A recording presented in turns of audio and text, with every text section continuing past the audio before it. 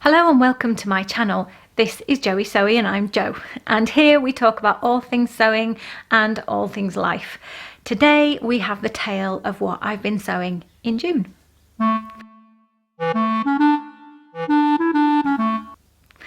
And it is a tale. Every garment has a story, I think. It has not been a month of polished makes. It has been a month of trying new things, to be fair, so I've got to be kind to myself. That is probably why I don't have a whole rank of polished items. I have stories to tell you instead. Now, before we get too deep into the June makes, I did tease at the end of my last video that I had some big news for my channel. I am teasing you again because it's not in this video. It is in my next video. So Friday night through to Saturday, depending on where you live in the world, there will be an announcement video on my channel about what I have been teasing you about and what I am very, very excited about. And it's great stuff for me, and it's also great stuff for anyone who watches my channel because, well, there's something happening. And that's all I'm going to say about that just now. So in my June makes, I have got 2 pairs of trousers or bottoms, 1 top and 1 dress to show you. And a little bit of a side project, a few side projects actually as well, if you're interested in the other creative bits and pieces that I get up to. And I'm going to start off with the trousers that I'm wearing that you can't see yet. So I will step back and I will show you these pants. They are the Palisade pants from Paper Cut Patterns. And they look like this. So I will show you a little bit closer. They have a not quite fully elasticated waistband, this pattern, because it has a flat front here. It has a faux fly as well, so there's no actual fly in there, but there is top stitching, which hopefully the camera is picking up. So the waist is elasticated from here all the way around to the back. There isn't a massive amount of bulk in the back, so for an elasticated waist, once, you know, if you cover up that part, you actually can barely tell that it's an elasticated waist. So it's the best of both worlds. It doesn't add all that bulk, but you have the comfort of an elasticated waist, which always feels nice, even if some styles don't always look great. This one does. I've made this pattern, I think I'm on my 5th go. And that's probably why this is the make that is closest to being actually how I would like it to be, because the other 3 were all first time goes, and so the hit rate has not been very high. But this one was a pattern that's tried, and I didn't have to do any fit adjustments because I've done all that before. The last couple of pairs I made were out of stretch fabric, but this pattern is made for wovens, and this is a woven fabric. So the eagle-eyed among you may recognise it as a green fabric that I got from Fabworks, and I featured it in my last fabric haul on my channel, which was back in February, because, you know, shop's shut. It was, yeah, Fabworks in Dewsbury. It's a cotton. I'll show you a close-up of the fabric. So the fabric looks like this. As you can see, I am embroidering on it, but I'll show you that in a minute. So as the camera is picking up and doing those funny lines, there is a texture on the fabric that's in the weave, and it began as green and an off-white probably, or a cream, and due to my wisdom, or due to my tremendous skill, I pre-washed the fabric. All good. I pre-washed the fabric with some red fabric. All bad, because the green and the off-white didn't stay green and off-white, they went green and patchy pink. But I decided to cut out and make anyway, which also tells you the mood I've been in for June, because I've kind of just run into the projects with no regard for my own safety, and some of them have fallen down.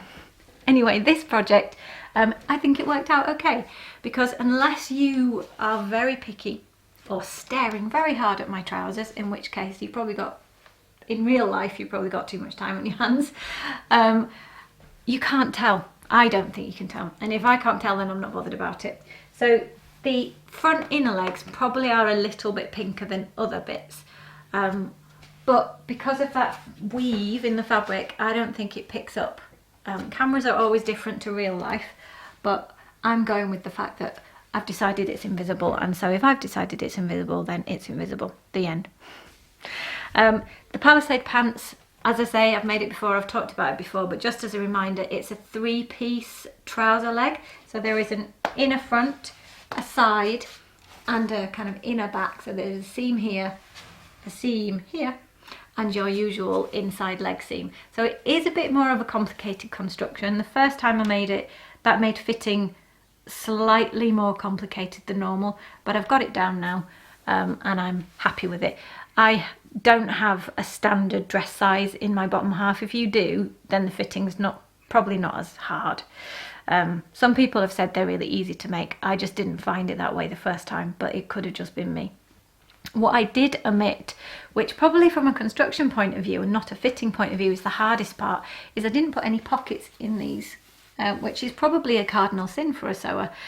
I do intend to go back. The pattern itself has got a really nice design of crisscross pockets. I do love that, but I wanted a simple life with this pair, so I didn't put that in. And I intend to put patch pockets here and here-ish where my hands go, because I do miss having pockets. I've got nowhere to put my phone or whatever else I'm carrying around the house. So I would like to go back and put some pockets in. I'm not great at going back to projects once they've been finished, so whether that will ever happen depends how annoyed I get at not having pockets. We'll see. I will let you know if I ever do it. But yeah, I have made a pair of Palisade pants from Paper Cut Patterns, and I really like how they turned out. The next project I'm going to show you is the embroidery that I just showed you the back of. So this is on the same fabric as is on my trousers, and I really like how that looks on screen. So I'll put it the way I've been working. I began over here and I'm working that way. There have been a few progress shots of this on Instagram, but not for a while. I don't know which way I will hang it eventually. So essentially this is made of leftovers. It's leftover trouser fabric is what I am sewing on in an embroidery hoop. And all the threads here are leftover threads. Some of them from that fern embroidery project that I showed you in my last makes video, but some I've just had hanging around for a while. I'm not, historically I haven't done a lot of embroidering, but you just acquire these things. So I had a few different greens. I got them all together and I've worked from dark to light as much as I could from that side to that side. Now the reason why, you can see how I've been doing it, and I drew out the first few in air erasable markers, the first few lines, and I did draw a circle. I think it's water erasable actually. Can you just see the line there? So for the first few I followed what I'd drawn, and then after that each time I've picked up a new thread, I just kind of, with the thread, the first line of stitching, I just draw the line to create the segment. So you can see with this one that's part done, I drawn a line with that line of stitching, and then I go back and I fill it in. In terms of which stitches I use, I am just deciding as I do it. I started out doing ones like this. This is satin stitch, just to practice satin stitch, which was fine, but satin stitch does take a long time. I was practicing these, which are seed stitches, and again they do take a long time. So you will note I haven't done anything like that over here. Maybe I should be a bit less lazy. This filling stitch, which is not satin stitch because it's just random lengths, that also is quite time consuming. So I'm not being a total chicken, because I didn't want it to just kind of get obviously lazy as we moved this way, even if I am actually getting obviously lazy. But I really like the way it looks when it's this way up, because it feels to me, especially this section, it all looks like a landscape. Can you see kind of the hills? Each segment is kind of, to my mind, it starts to look like hills. And that wasn't intentional. I wish I could say I'd been that clever, but I feel like that's the way it's turning out. And I love it. It was just something to do when I'm sat down or I'm sat talking on the phone, because I've got my headset, which I really love using. And yeah, if I don't need to be entirely focused, so if it's not work, then I'll be sewing this. And I like how it is shaping up. I will be sure to show you it again on Instagram and or on here when it's completely finished, so you can see what I did at the end. But I've been working on this for most of June, and it's really therapeutic. So I have got changed into some other pants, and I will show you those. These are the Resolution bottoms from Love Notions Patterns, and in one of my videos this month, telling you about my favourite gadgets that I think you really should invest in sewing, I said that one of the things you should totally invest in my opinion, is patterns that have good instructions. I am not a beginner sewer, but I still love instructions, and I'm going to prove how much I need them by the other issues I've faced this month. But I called out on that video for you guys to tell me which pattern companies you really like the instructions of, so I could find some new ones, and of course you did not fail me. And one of the suggestions was Love Notions patterns, so I went off and I had a look and I found a pattern that I liked and I tried it out, and it's these Resolution bottoms. So I'm going to, now if you're not wearing sunglasses and if you are of a nervous disposition, you may wish to just shade your eyes now, because these are quite bright. So here they are. Ta-da! Ta-da-da! I will give you some close-ups of the fabric.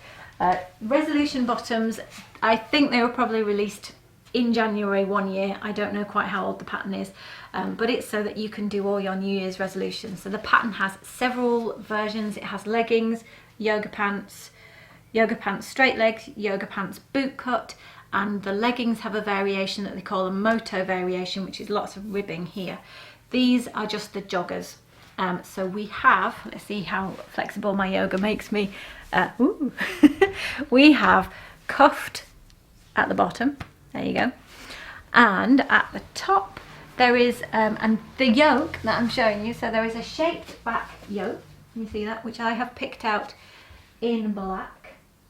And there is a contoured waistband, or there is a yoga waistband, and I made the contoured waistband. And there are pockets. Ta-da! So pockets, cuffs at the bottom, shaped back yoke, which you don't have to do in a contrast, but I actually think is pretty flattering there, and a contoured waistband. Now I found the instructions, they were certainly easy to follow. I did have one issue with them, which is I don't really like the method that they use for this waistband. I have a fundamental problem, which is I think this waistband is a bit big, which, hey, that's not a terrible problem to have, given that I'm trying to get rid of the lockdown weight.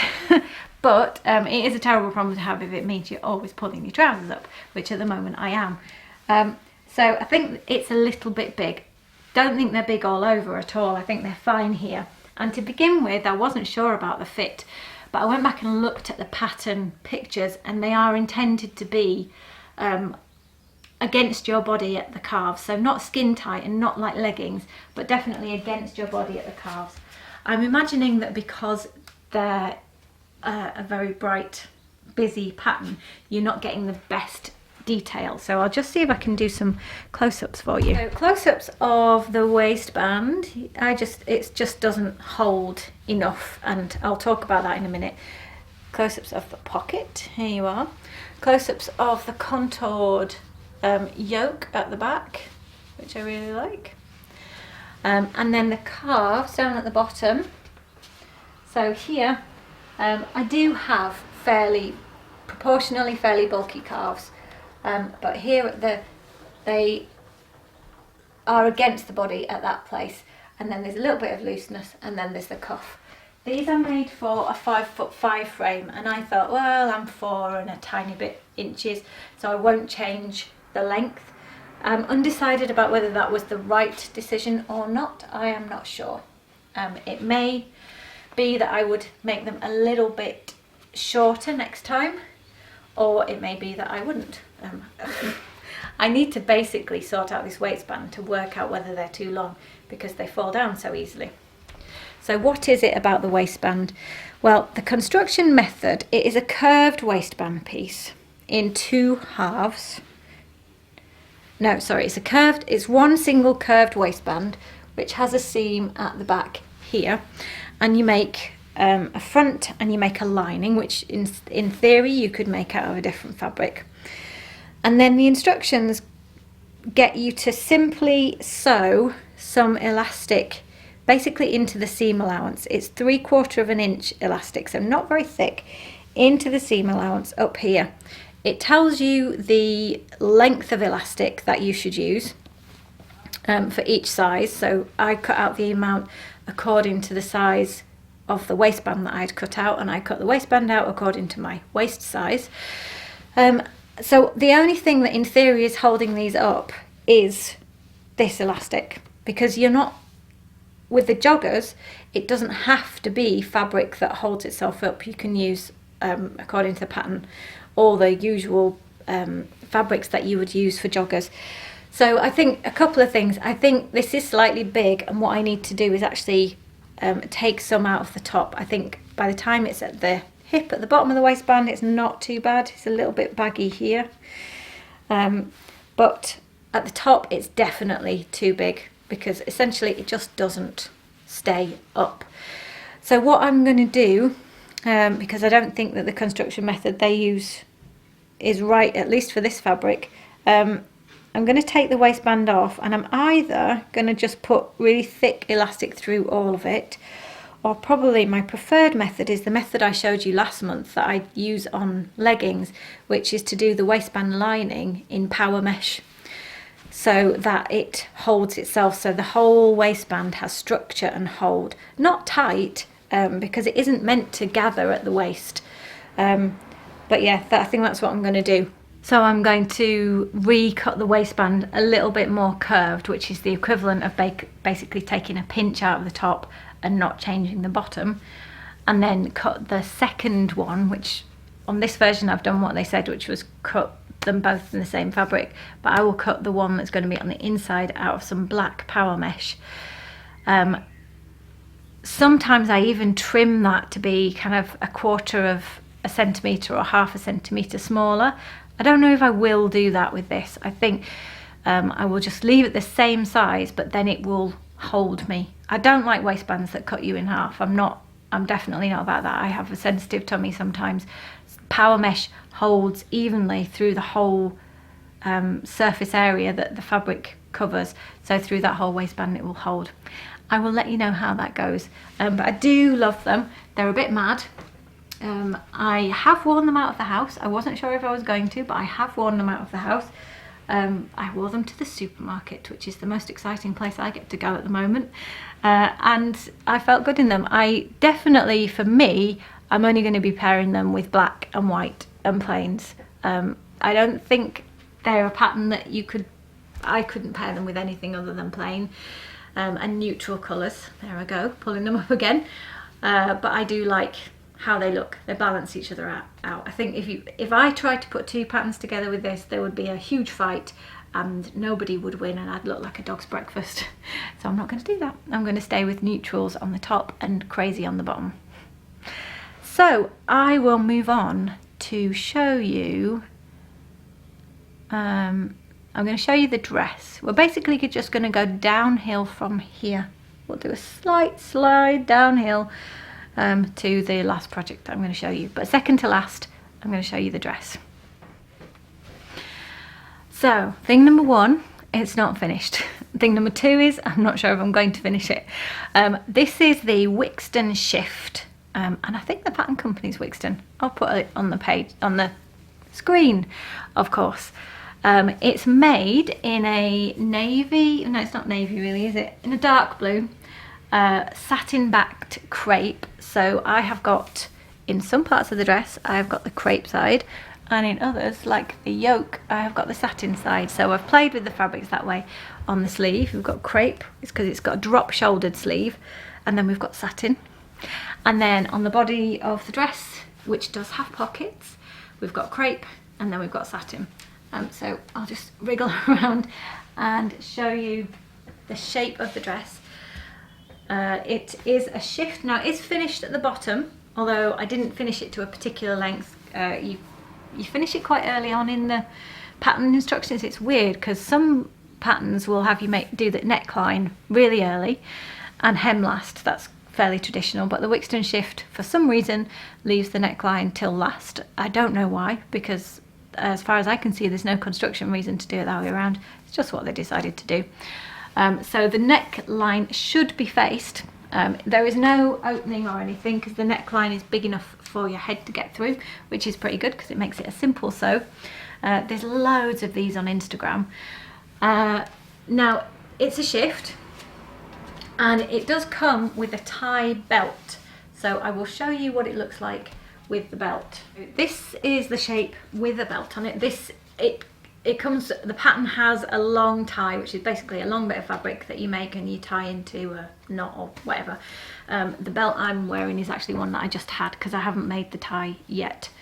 Might not. It's one from a charity shop from ages ago, but it matches, which is pretty good.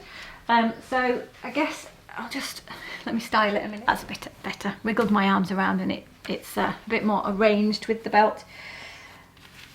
So the pockets are quite high on the body. So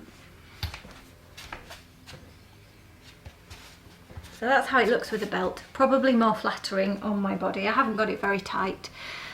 I don't know why, but I'm just not really in love with this. I think if you watch a lot, you'll know that I don't really wear dresses very often. And sometimes I feel like that's fine, that's my style. I'll just leave it at that. And sometimes I feel like there's a whole world of style, sewing, life opportunities I'm missing out on. And I really should try a dress. I don't really like the word should. Nothing ever good came from the word should. Anyway, nothing good ever came from the word should, which rhymes as well. I digress. So I'm not sure. I know there is a fit problem because you can see that the shoulder seam is not sitting on my shoulder. So I would have to adjust that. The shoulder seam should really be there. So there's a big balance issue going on. I have, as I am learning, I never knew this until recently, but my body does have a round to the top of the back, which it's just the shape I am. You know, I'm not tight in the shoulders or the neck or anywhere like that. My yoga practice has seen to that, and it's just the shape that I am. I have that rounding, and I'm realizing more and more that it pulls patterns to the back, and so I'm going to have to get to be a professional in I think it's called something like a forward shoulder adjustment. You guys have told me before in the comments, and I have bookmarked lots of YouTube videos about doing it, and I guess in this it wouldn't be too hard to do. I'd just have to work out how far and then move the pattern piece, so it'd be fairly easy, but I would have to do it. So yeah, it's not that, it looks better now I'm wearing it for you on camera, to be honest, than any time I have tried it on before. And that can be really deceptive because a lot of stuff looks better on camera or worse than it does in real life, and I have to live in real life. But let me know, what do you think? Bearing in mind this, look at that light. It's a funny light coming through. Yeah, I've got a little fairy light friend. Anyway, let me know what you think about the dress, the Wixton shift. I think this was always meant to be a trial. I just wanted to try it out. There is a top version, and I'm thinking that the top version might be pretty good. You'll have seen that I've chosen to roll the sleeves up as well. It's a bit longer and it looks pretty frumpy to me with the full length of the sleeves, especially during the summer. So I like that I made them a bit longer, but I felt like the full length, which if you want to see, is all the way down there. And that didn't look anywhere near as flattering or as modern as that length. So I just rolled them up. I could adjust that length if I wanted to in the future. I did have a plan to actually do some embroidery on this dress, but given that I don't know that I like it that much, that seems a bit of a pointless exercise. If I do the neckband, I was also planning that the facing that should turn to the inside would be turned to the outside and would therefore create a satin band, so another contrast. So I'd have the satin at the back, I'd have the satin on the pockets, I'd have the satin face here, and I quite like how that is because I'm not really a fan of colour blocking on me. It looks fun and I'd like to do it from a practical point of view, but it's not really how I wear my clothes. But I do like sort of texture blocking, which is what I feel like I've done here. I've got the shiny and the matte going on. So what do you think? Is the Wixton a pattern that I should try again in a better fabric? Possibly linen, because I've seen a lot of beautiful linen versions. Or is it not me? What do you reckon? And I know about the fit issue. Moving on, I said we were going downhill. And I like to show you the real sewing. I don't like to show you something that's just, you know, all shiny, all perfect, all wonderful, because sewing life is not all shiny, perfect and wonderful. Even the most skilled sewers in the world, of which I am not one, make mistakes. So you see my mistakes today, and I will get you the last top. I'm even going to put it on for you, despite how it looks. So this is the top. Now, before you go, what's wrong with that? The thing is, if I go far away, we've still got the shiny light. Anyway, we'll just live with that. If I go far away, I think it looks just fine. I love the fabric. And I made it, I'll tell you the story of why and how I made it. I made it when I did and how I did because I wanted to show you it with these trousers, because I think they go so well together. I think the colours are great. I think the fabric of this and the trousers are just, I love the combination. I really love the combination. So why have I been so down on this top? Well, if we get up close and personal, basically the construction of this is a dog's breakfast. I made it fast, I made it tired, and I made it late at night. And all of those things basically are the reasons why it's a dog's breakfast. I also made it without a pattern and without instructions. And I was running so fast to try and get to the end that I just kept doing and doing and doing. There were lots of issues coming ahead, and I just decided I'll get through them. And yeah, so what did I do? The pattern and the fabric I got in Lanzarote on holiday last spring. It feels like a silk satin, but it is a synthetic. But I think it's a pretty good quality synthetic. I love the print. This was when I was choosing this not long after I was first getting it into the right colours for me.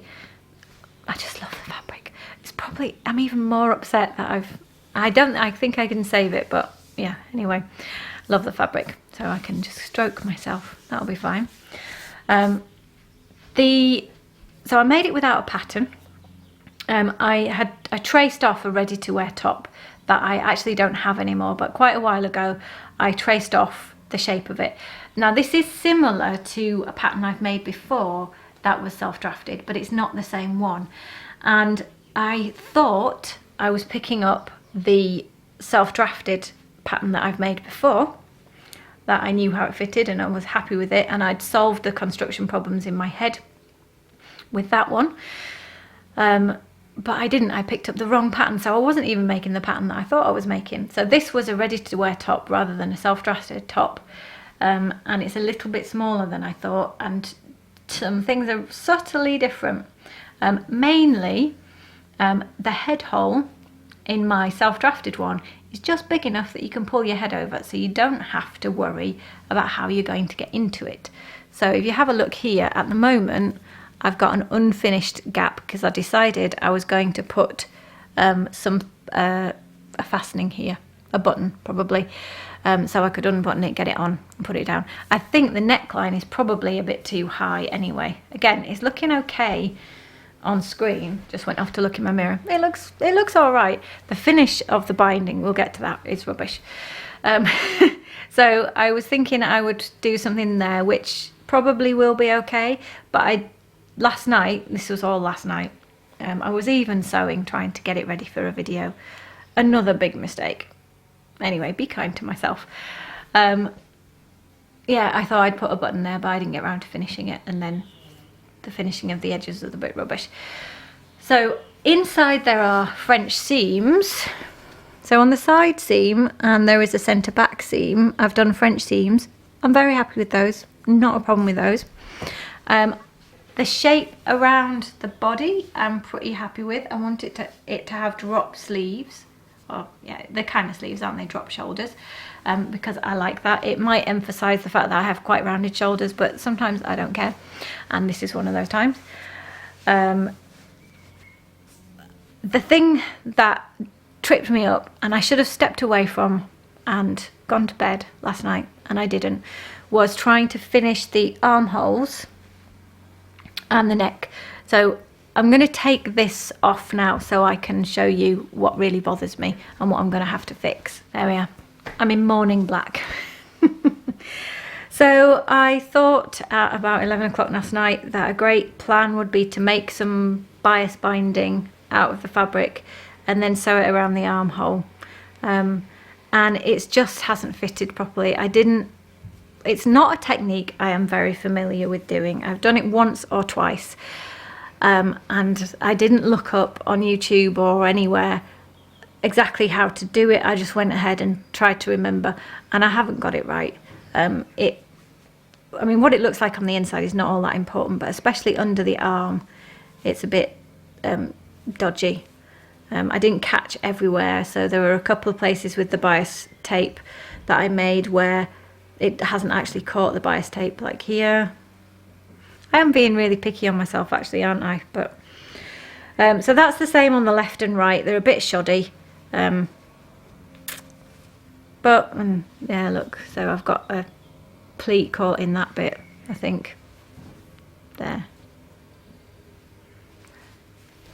It's not that bad. It's not the end of the world really, is it? As I'm describing it to you, I think I'm being a bit of a drama queen. Anyway, the neckline does need attention, I think. So first of all, the neckline is really shoddily sewn. It's got gathers and stuff in a way that on your arm, when you're moving your arms around or your arms down, not going to see that really. But the neckline is here. It needs to be the best part of your garment, I always think. You can get away with mistakes places like hems, but here really everybody will see it, and you will see it when you look in the mirror, or I will see it when I look in the mirror. So that place has to be okay. The back, we can be a little bit less bothered because I'm never going to see that. But I am still bothered. Anyway, so yeah, there are little pinches and it's puckered, and this is after I've pressed it quite a lot. This fabric doesn't like being pressed. And I think the neckline's the wrong shape. So what I'm going to have to do is I'm going to have to suck it up, as they say, get over myself, and I'm going to have to take the bias binding off, and then I think I'm going to recut the size of the neck so I don't need an opening, and then try and bias bind it again. I know I can do bias binding. Here is my finest hour of bias binding, in fact. So look, I'm really proud of this. So this is super neat all the way around here. And the fabric was a little easier to handle. And actually, as I'm looking at it, yeah, so one of the problems I did, I know this isn't the same kind of bias finish because on mine I've turned it all to the inside, and that is part of the issue. I also used bias binding. I was trying to use it that was too wide. I was using 2 inch, and this is probably 1 inch or 1 and a bit. I normally speak in centimetres, so I was using 25mm, and this will be the smaller size. And I do have a bias tape maker that can do the smaller size. So maybe it's not all that bad. Drop the other one on the floor now. Maybe it's not all that bad. It is gorgeous fabric. I do love it, and so I am going to try and save it. Going to bed last night, I was really close to throwing it in the bin. So it just goes to show what a good night's sleep does. I haven't finished the bottom yet, as you can tell, and I will hand sew that. I usually deal with tricky fabrics by hand sewing them. Sidesteps the issue of trying to get them through my machine, but I don't think I can be bothered to try and bias bind the whole of the bottom. That's just a recipe for disaster. So maybe armholes stay as they are, neck needs to be completely redone, and bottom needs to be hand sewn. Maybe there's a happy ending after all. I hope so. So I have just got I've just got one other creative project to show you, and I will take you next door to show you it. So the final thing I wanted to share with you today was my painting. So that I did all 3 of those paintings above the bed there. I'm not so happy with the bird ones, to be honest. I think they're a little bit twee for me. I cut the pictures out of a calendar and I love the illustration and style, but it's just not gone how I wanted. But the one in the centre, I am really pleased with. So it's the colours that I've used in the bedroom and in the dressing room where we just were. And I basically back painted the whole canvas with the pink. Not coming up very pink on camera, but it is pink. And then I poured some of the dark green, I think 2 of the dark greens and some more kind of whitish colour at the top edge. And then I just took a squeegee and squeeged it down. So if we mind that, I would have poured some at the top edge, took a cardboard squeegee and just squeeged it down and kind of make some lines with it. So it was super simple and very cost-effective way of getting a matching painting for that shelf above our bed, and I'm really pleased with how it turned out. So at least we can end on a happy note. Thank you so much for watching. The next video is the big news. It is the big reveal. There will be no more secrets. So I hope you can join me at the weekend and find out what I have been hiding. Bye for now.